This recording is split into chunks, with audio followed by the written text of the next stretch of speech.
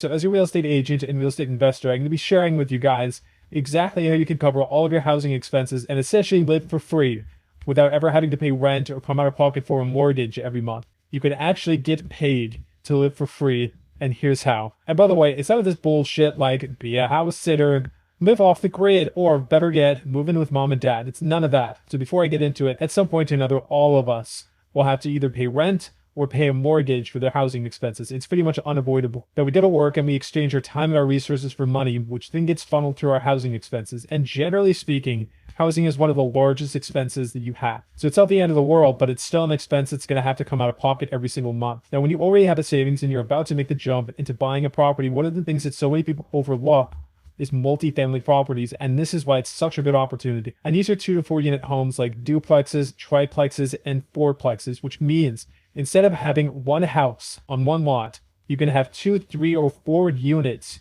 Now, for loan purposes, this is treated the exact same as if you were buying a house or if you were buying a condo. Now, what makes this really unique is that you have other units on your property that you can freely rent out to cover all of your property expenses. Not only that, you can also count the anticipated rental income of the other units towards your own income and qualify for a larger loan. So in one situation, if you can normally qualify on your own for a $400,000 mortgage, if you buy a multifamily, you can take the anticipated rental income of the other units that you would be receiving, count that as income you will be receiving, and get a larger loan, which means that you might be able to qualify for a $500,000 loan or a $600,000 loan just based off the anticipated rental income that the other units will bring in. Now, when you buy these properties correctly, the rental income you're going to be receiving from the other units is enough to cover all of your ownership costs of the property, including your mortgage, your taxes, your insurance, your repairs, your vacancy, everything. And you can live in one of the units essentially for free from there. So I'm going to be making up a very simple example just to give you an idea of what it's like, and then I'll show you some real world examples of property I've been looking at. So let's say you find a 4-unit property and the cost is $500,000.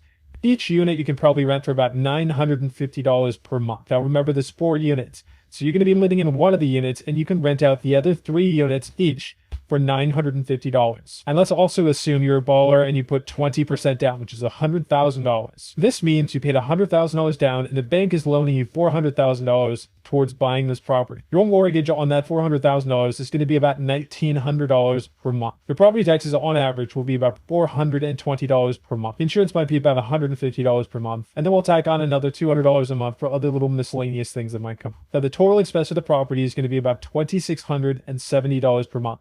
Now, obviously, for all these real estate gurus that are simplifying things a lot, but I'm just trying to give you a general understanding of what the principle is that I'm talking about here. Now, remember, you're living in one of the units and you're receiving $950 a month for the other 3 units. That means from the 3 units that you're renting, you're receiving $2,850 per month gross rent. This means you can live in the 4th unit, collect $2,850 per month, and still walk away with $180 per month in profit. This also doesn't include all the tax benefits and deductions you can get by owning real estate and living in it as a primary residence. This means that you can deduct 1/4 of all the mortgage interest that you pay, 1/4 of all the property taxes that you could pay, and then use all the other expenses as write-offs against the income that you're already making from the other units. So essentially, I can live in this place for free and get paid after all my tax write-offs, paying down the equity and everything.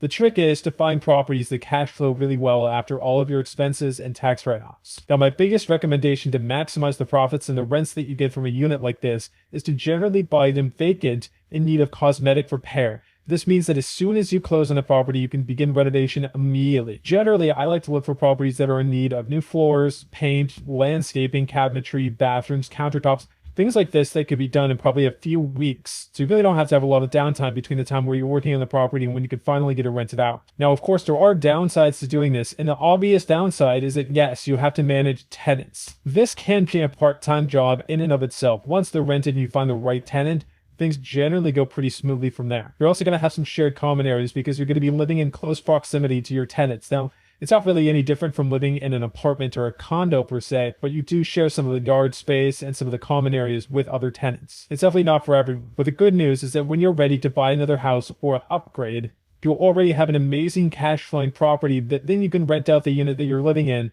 have a cash flow positive property, and eventually when that property's paid off, that's essentially your retirement right there, with money coming in consecutively every single month from tenants paying you. Or you could essentially just live there long term, bank as much money as you can, and essentially not have to worry about coming out of pocket every month for your housing expenses because you know it's pretty much already paid for by other tenants. So with that said, I really hope you guys enjoy this type of content. All I care about is that you guys enjoy this. I really hope you got something out of it.